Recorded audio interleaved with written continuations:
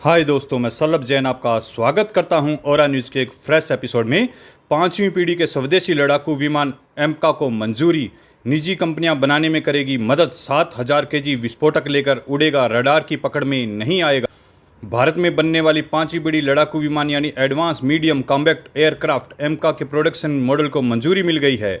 रक्षा मंत्रालय ने बताया है कि जल्दी एयरक्राफ्ट बनाने के लिए सरकारी के साथ निजी कंपनियों को भी बोली लगाने का मौका दिया जाएगा। एडीए जल्द ही इसके लिए इम्प्रेस ऑफ इंटरेस्ट ईओएल जारी करेगा। एयरक्राफ्ट बनाने में निजी कंपनियों को मौका देने की घोषणा से डिफेंस से जुड़े लोगों में काफ़ी खुशी का माहौल है। एम का 2 इंजन का होगा। स्टेल्थ तकनीक के चलते ये रडार की पकड़ में नहीं आएगा। 65,000 फीट की ऊंचाई पर उड़ सकेगा। वजन करीब 25 टन, 7,000 केजी पेलोड साथ लेके उड़ सकेगा।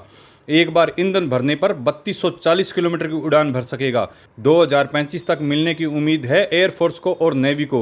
एम का प्रोजेक्ट को मंजूरी 2024 में मिली। अप्रैल 2024 में सुरक्षा की कैबिनेट समिति सीसीएस ने पांचवीं पीढ़ी के स्वदेशी फाइटर जेट के डिजाइन और विकास के लिए 15,000 करोड़ रुपए प्रोजेक्ट को मंजूरी दे दी। यह fighter jet advance medium combat aircraft M का है। एडीए का program education of aircraft design करने के लिए नोडल एजेंसी है। एडीए रक्षा अनुसंधान विकास संगठन डीआरडीओ के तहत आता है। यह भारतीय वायुसेना के अन्य लड़ाकू विमानों से बेहतर होगा।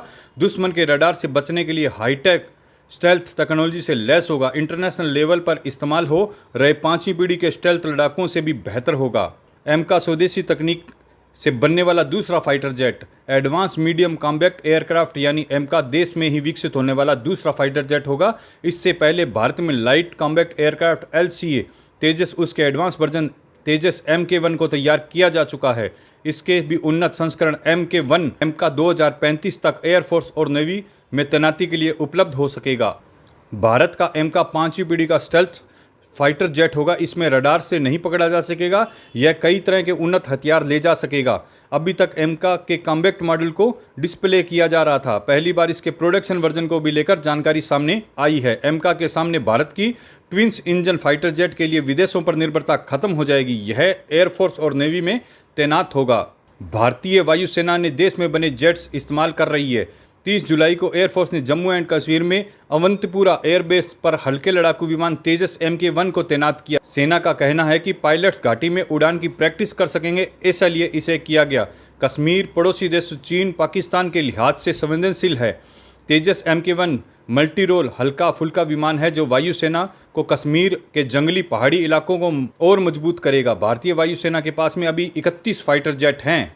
तेजस का सफ़र 1983 लाइट कॉम्बैक्ट एयरक्राफ्ट प्रोजेक्ट के तहत बनना शुरू हुआ। 4 जनवरी 2001 में पहली बार तेजस की उड़ान आसमान में भरी। साइंटिस्ट डॉक्टर कोटा हरिनारायण और उनकी टीम ने इस स्वदेशी लड़ाकू विमान को बनाया। प्रधानमंत्री अटल बिहारी ने इस लड़ाकू विमान को नाम तेजस दिया था। नौसेना के विमान पोत के लिए तेजस फाइटर जेट के बनाने की प्रक्रिया अभी शुरू हुई है। सबसे पहले 2 तेजस विमान की वायुसेना के स्क्वाड्रन 2016 में शामिल किया गया था। तेजस का एयरफोर्स में शामिल होने की अंतिम औपचारिक 2021 में पूरी हुई। दिसंबर 2017 में रक्षा मंत्रालय ने HAL को के तहत कुल 83 विमानों का ऑर्डर दिया था। 83 विमानों में 73 तेजस MK1A और 10 तेजस MK1A ट्रेनर विमान है, जिसकी कुल कीमत 45,696 करोड़ तय हुई थी। 4 खूबियों की वजह से कुछ अलग है तेजस। इस विमान की 50% कल पुर्जे यानी मशीनरी भारत में ही तैयार हुई है। इसमें इजराइल के ELM 2052 रडार को लगाया गया है। इसमें एक साथ 10 लक्ष्यों को ट्रैक और निशाना साधने में सक्षम है। 72 कम जगह यानी 460 मीटर के रनवे पर टेक ऑफ करने की क्षमता। यह fighter jet Sukhoi, Rafale, Mirage और मिग से भी हल्का है। इसका वजन 6500 किलोग्राम है।